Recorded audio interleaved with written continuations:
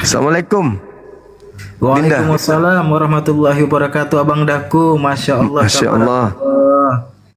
Sedikit saya ingin mengorek dek berita terkait dengan antum mu'alaf yang orang tua sendiri adalah tokoh. Itu gimana ceritanya? Ya, Biar netizen tahu. ya Alhamdulillah, salam kenal nih teman-teman. Jadi saya itu anak dari pendeta asal Tanah Karo, Sumatera Utara. Nama bapak saya Aslan Tarigan, pendeta Aslan Tarigan.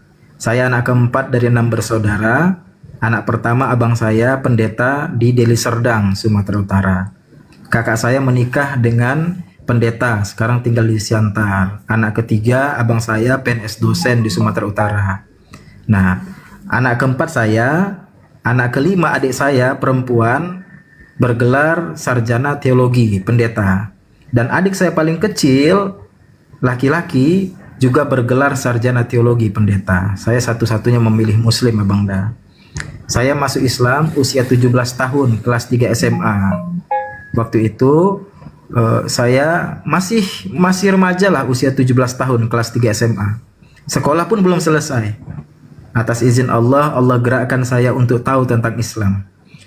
Kalau kita di lingkungan muslim nih, kan kita sering mendengar dari apologet-apologet muslim bahwa Kristen itu seperti ini, bahwa Yesus itu bukan Tuhan, bahwa Bible itu seperti ini.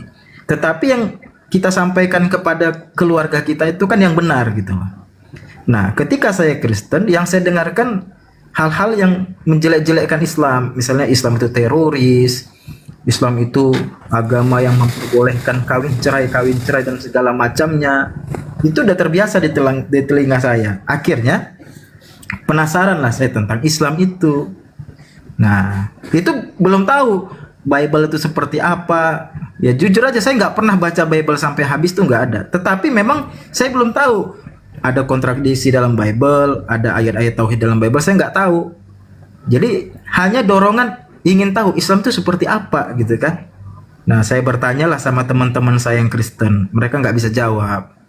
Nah, ini satu hal poinnya, bahwa umat Islam ini, terutama santri-santri kita itu harus dididik paham tentang kristologi. Jadi pertanyaan-pertanyaan seperti ini mereka harus bisa menjawab sekaligus mengcounter gitu kan. Jadi saya tanya, kenapa dalam Islam itu disebut dengan agama teroris gitu kan. Ya mereka nggak bisa jawab. Akhirnya mereka mengarahkan saya ke salah satu ustadz, namanya Ustadz Sudirman Latsa di Sumatera Utara. Dan Masya Allah Bang, ustadz itu sama kayak abang. Hanya saja kan abang generasi baru ya. Nah dia ini generasi tua. Waduh, Bible lebih paham dia daripada orang Kristen Bang. Iya iya iya iya. Dia warga Iya, iya, Muhammadiyah. Iya iya iya, Masya Allah, Masya Allah. Ketika ketemu langsung dia tanya, ada apa Kristen, mau nanya apa katanya, tentang Islam. Dia jawab. Lalu dia nanya balik, kamu Kristen? Iya Kristen saya. Kamu menganggap Yesus itu Tuhan? Iya Tuhan lah. Langsung, ini Bible kamu seperti ini kan, ini Bible Katolik, ada Bible Protestan. Kamu kan Protestan, nih baca. Cari satu ayat secara tekstual tanpa tafsiran apapun, secara jelas Yesus menyatakan dia Tuhan, sembahlah aku maka akan masuk surga. Wah, saya merasa ada ayatnya Bang. Kan saya Kristen. Iya iya iya. Mungkin kan pendeta saya itu menyuruh menuhankan Yesus kalau ayatnya nggak Iya, ada kan gitu. Iya iya. Saya Iya, merasa ada ayatnya. Iya iya iya iya iya. Iya. Baca kan 4 itu ya, Markus, Matius, Lukas, Yohanes. Waduh, capek ini nyarinya Pak Ustadz. Ya udah bawa saja. Nah, bawa persoalan itu, nanti kamu jawab. Sampai di rumah nggak ada saya temukan. Itulah saya langsung diskusi dengan bapak saya. Bapak saya menjawab, imani saja. Sang pendeta ini. Iya, bapak saya kan pendeta. Iya iya. Imani saja. Wah, saya nggak merasa puas. Saya temui pendeta GPDI, Gereja Pentakosta di Indonesia. Saya datangin pendeta itu langsung ke rumahnya. Dia lagi malam itu dia lagi mimpin doa bersama. Saya tunggu sampai malam, sampai dia keluar. Ada apa Christian? Saya mau bertanya satu hal Pak Pendeta. Tunjukkan satu ayat di dalam Bible ini Yesus mengatakan Tuhan. Saya bingung, saya menuhankan Yesus kok ayatnya nggak ada. Sudah saya cari-cari gitu. Oh, memang tidak ada ayatnya. Imani saja. Otak kita nggak sampai ke sana. Wah, itu sudah nggak bisa terima Bang. Akhirnya ya saya kembalilah ke Pak Ustadz itu, Pak Ustadz Sudirman itu, akhirnya belajar dengan dia setengah tahun tentang Islam, tentang Kristen. Di bulan ke-6 itu akhirnya saya putuskan masuk Islam, usia 17 tahun. Nah, saya sampaikan ke keluarga saya, diizinkanlah saya masuk Islam, ditandatanganilah, karena waktu itu kan saya masuk Islam usia 17 tahun di bawah umur. Jadi nggak ada ustadz yang berani mensyahadatkan saya, Bang. Kalau ada ustadz yang berani mensyahadatkan saya, masuk hotel ustadznya. Jadi disuruh minta tanda tangan orang tua. Akhirnya tanda tangani, tapi ya konsekuensi diusir dari rumah. Diusir itu sih sebenarnya bukan bentuk kebencian menurut saya, tapi test the water gitu kan, mau ngecek ini pasti anak ini 2 hari nggak ada duit pasti balik lagi kan gitu. Iya betul. Akhirnya saya pulang, saya kan disyahadatkan 8 Februari. 2 hari, 3 hari akhirnya saya datang ke rumah. Waktu itu saya tinggal di panti asuhan di Sumatera Utara, panti asuhan Muhammadiyah. Jadi ustadz-ustadz itu mengatakan, Christian, waktu itu sudah berganti nama, mereka katakan, kamu tetaplah memiliki hubungan darah dengan orang tua. Agama ya agama, akidah, tetapi hubungan darah tetaplah tidak bisa memisahkan. Kamu datang silaturahmi ke rumah orang tuamu. Ya saya silaturahmi. Waktu saya datang itu mereka senyum-senyum, wah ini pasti mau kembali ke Kristen nih gitu kan. Nah, tapi saya cium tangan mereka, saya bawa makanan, lalu mereka bilang, gimana, nggak ada duit lagi ya, mau balik ke Kristen ya? Enggak, saya datang justru mau silaturahmi. Saya datang sebagai anak kepada orang tua dan keluarga. Wah, akhirnya ya debat panjang. Kenapa kamu tetap ingin di Islam? Ya debat lah. Nah setelah itu ya tetap saya jalin silaturahmi. Dan setelah sekolah saya selesai pendidikan SMA, saya berangkat ke Jakarta difasilitasi Arimatea Pusat. Waktu itu ketuanya Pak Diki Chandra.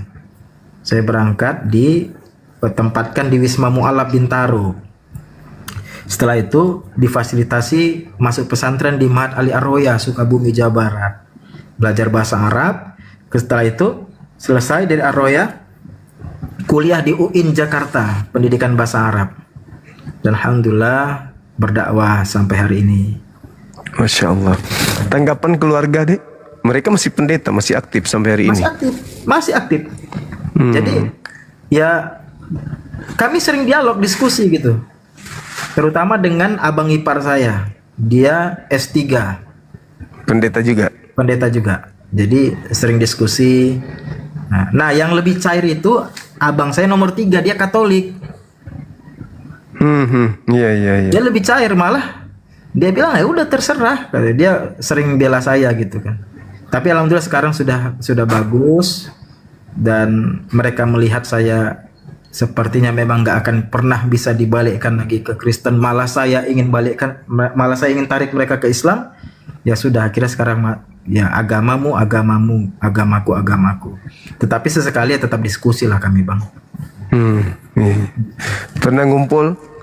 Pernah ngumpul, Bang. Ya kami kumpul itu ramai-ramai seluruh keluarga ketika ya bapak saya meninggal dunia, Bang. Itu 5 tahun yang lalu. Ya, bapak saya pendeta asal Tarigan. Kemudian beberapa kali kalau saya ke Sumatera Utara, kan ada desa binaan kita, Bang, di Sukanalu, Karo. Ada desa binaan kita. Kemarin kita kurban, udah 3 tahun masjidnya itu setelah dibangun nggak pernah kurban, kita kurban, banyak mu'alaf di sana. Jadi setiap saya ke Karo, ya saya silaturahmi ke keluarga. Iya, Masya Allah, luar biasa. Berarti ada pengalaman yang sangat luar biasa. Biasanya kan gini, beberapa teman kita yang kita mu'alafkan itu pendeta atau ibunya aja.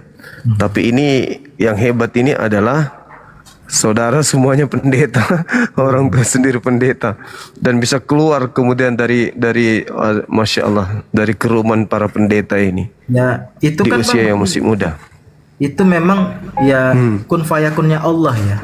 Jadi kalau Muslim ini ya teman-teman kita yang Islam dari kecil atau Islam dari lahir, seharusnya bisa mengambil ibroh dari peristiwa saya, Bang. Bapak saya pendeta, punya gereja. Mama saya ya orang gereja lah ya, pelayan gembala Tuhan ibaratnya begitu. Ya, kemudian abang, kakak, adik saya, termasuk abang saya yang Katolik itu juga sering kayak apa ya, sakramen-sakramen itu dia bagian di depan juga. Nah, dari abang saya sampai adik saya pendeta, tetapi atas izin Allah saya yang ditarik oleh Allah masuk Islam. Itu kan hikmahnya bagi yang muslim, kok bisa? Tetapi memang itulah mungkin Allah ingin menunjukkan bahwa yang anak pendeta saja dikelilingi keluarganya Kristen yang taat saja memilih masuk Islam dengan perjuangan yang luar biasa, maka yang Islam dari kecil ini harusnya lebih istiqomah, lebih sungguh-sungguh dalam iman Islamnya, dan jangan pernah sekalipun tergoda untuk keluar dari Islam. Masya Allah ya, amin amin amin. Terus terakhir adikku, ini kan ada tema hangat yang selalu saya angkat. Tema ini latar belakangnya ketika saya coba merenung bagaimana bisa mencoba meluruskan dan menguntai tali kusut terkait dengan konsep doktrin dogma yang tidak pernah bisa terselesaikan hanya dengan percaya saja gitu loh, tanpa ada pendekatan mantik, logika sehat. Saya angkat tema, apakah para eksekutor penyaliban Yesus itu adalah pahlawan atau penjahat bagi orang Kristen? Ini sudah beberapa malam saya angkat tema ini, dan memang saya panen, bukan panen mu'alaf, enggak. Apa yang saya pikirkan selama ini bahwa pernyataan saya itu tidak selamanya keliru ketika saya mengatakan bahwa banyak saudara Kristen bertahan di agamanya karena satu, terlanjur Kristen. Kedua, mereka tidak mendapatkan bimbingan yang baik, baik dari kalangan mereka sendiri maupun dari kita yang punya kewajiban nih, karena kita kan kewajiban. Faqatilu awliya asyaitan. Kita kan punya kewajiban untuk melawan kemudian saudara-saudara setan itu.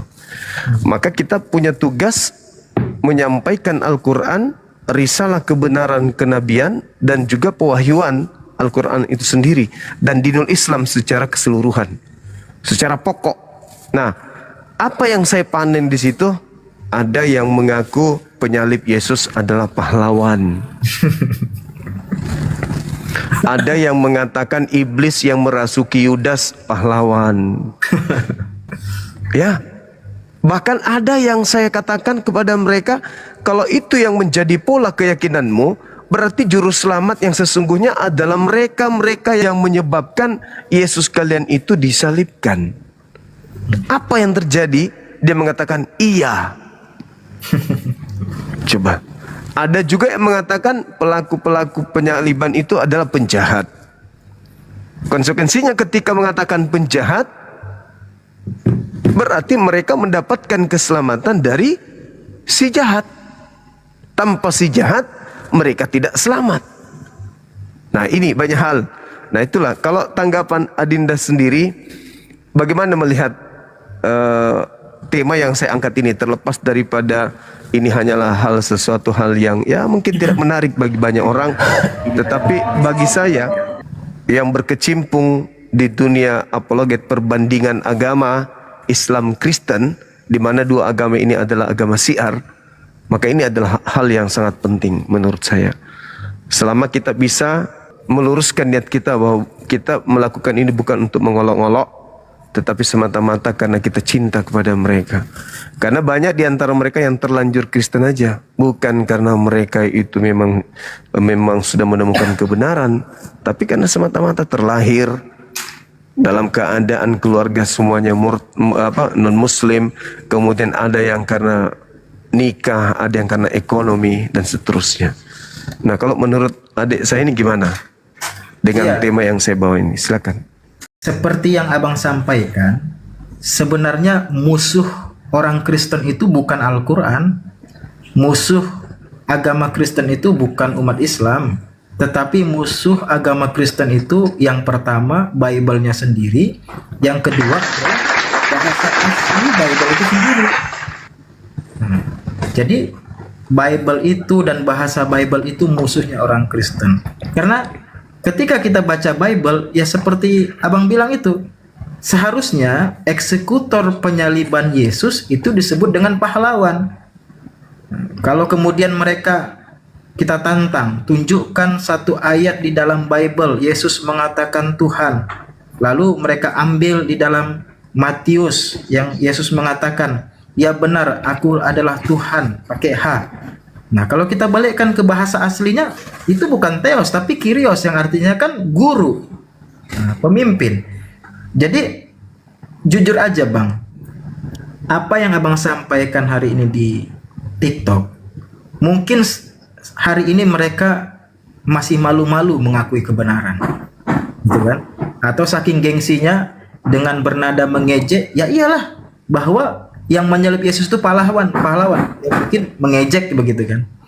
Tetapi satu saat bang, di antara mereka itu kelak insya Allah ada yang mendapatkan hidayah dan masuk Islam. Amin, amin, amin. Dan jujur aja bang, sebenarnya ya di zaman informasi terbuka ini, kalau kita mau jujur sama mereka, sebenarnya banyak orang Kristen itu yang sudah tahu agama mereka itu carut marut gitu loh. Tidak sesuai dengan logika, kemudian prinsip ketuhanannya juga cacat, lalu kemudian mereka pun tidak pernah membaca Bible-nya dengan serius, tapi kemudian juga mereka sudah menyadari bahwa itu dogma, doktrin yang tidak bisa dipertanyakan. Kemudian mereka berteman dengan orang Islam, setiap mereka bertanya tentang Islam, jawabannya berdasarkan data, referensi, dalil, bukan katanya, bukan teori, bukan retorika umat Islam atau para ustadznya. Sebagaimana kalau kita bertanya kepada pendeta, satu pertanyaan 7 pendeta 7 jawaban. Beda-beda. Beda-beda jawabannya, sesuai dengan kemampuan retorikanya. Kalau dia nggak cerdas retorikanya, pusing kita dibikin ngantuk sama dia. Jadi memang ya banyak sih. Kalau saya yakin bang, banyak orang Kristen itu yang sudah yakin bahwa dia sebenarnya berada di tempat yang tidak sesuai dengan keyakinan agama yang benar. Tetapi seperti abang bilang tadi, terlanjur Kristen, atau kemudian ingin meninggalkan Kristen, khawatir kehilangan segalanya. Dan akhirnya apa? Banyak orang Kristen itu sebenarnya sudah agnostik. Iya, betul. Minimalnya dia Kristen KTP tapi nggak pernah ke gereja, dan benci sebenarnya dengan pendetanya, dengan omong kosong pendetanya. Tapi karena memang ya apa ya, gengsi ya, karena memang keluarganya Kristen, bukan panggilan iman, gengsi saja. Nah, kalau kita mau jujur bang, mereka itu sebenarnya udah Kristen KTP bang, Kristen KTP saja, yang ke sekolah minggu ataupun ke gereja remaja-remaja itu, aduh saya sudah merasakannya bang. Ya mohon maafnya, ya pengen lihat cowok ganteng, pengen lihat cewek cantik gitu kan. Nah lalu ya ingin show up lah, segala macam lah. Nah, jadi ya itu tadi bang, mereka sebenarnya gengsi saja. Jadi apa yang abang sampaikan nih, gas terus bang. Alhamdulillah. Kadang kan ada orang kan, sebentar ini saya ambil bang, sebentar. Sebentar. Nah ini, nanti abang akan mendapati tuh Islam liberal atau Islam nggak ngaji, atau orang pura-pura Islam pada Kristen mengatakan, ngapain bahas-bahas agama lain di TikTok, ngapain bahas Bible Kristen, berarti dia belum ngaji bang. Makanya nih saya tulis nih, saya bagikan gratis PDF-nya nih, tebalnya 130 halaman, judulnya Jejak Kristologi dalam Karya Ulama Klasik Islam. Jadi ulama klasik itu membahas kristologi. Ulama-ulama klasik berbicara tentang kesalahan-kesalahan ya Bible, bahwa Bible itu buatan tangan manusia. Itu ulama-ulama masa dulu bahas itu. Lah, kemudian kita di zaman sekarang ini, siapa kita yang sok hebat ketika di zaman penuh fitnah mengatakan jangan bahas agama lain? Bagaimana kita membuktikan bahwa hanya Islam yang benar kalau kita tidak mengupas agama lain dan membuktikan inna dina indallahi Islam itu? Jadi harus dibandingkan untuk mencari kebenaran, dan pada akhirnya Islam agama yang benar. Jadi gas terus Bang Zuma. Kita, Masya Allah. Abang di belakang kita dukung. Allahu Akbar, Masya Allah, Subhanallah. Takbir, Allahu Akbar. Allahu Akbar. Masya Allah, Masya Allah. Baik Dinda, mungkin antum mau istirahat. izinkan kami untuk tetap berjuang di sini. Insya Allah amanah yang antum berikan kami akan jalankan. Semoga teman-teman kita yang ada di sosmed ini yang menjadi pemerhati bisa sedikit membantu orang tua kita yang sedang kena ujian. Itu ya. Siap, jazakallah khairan Bunda dan Bi teman-teman. khair Dinda. Mudah-mudahan kapan waktu kita ketemu Bang, khususnya nanti di acara API. Insya Allah. Mudah-mudahan saya berkenan untuk bertemu Insya dengan Allah. teman-teman API lainnya. Barakallahu fikum Bang. Terima kasih banyak. Sama-sama adikku. Salam sama pejuang-pejuang yang lain ya. Terima kasih. Salam dari Bang Semua bilang. Terima kasih ya Bang. Oke, baik. Assalamualaikum warahmatullahi wabarakatuh. Waalaikumsalam warahmatullahi wabarakatuh. wabarakatuh.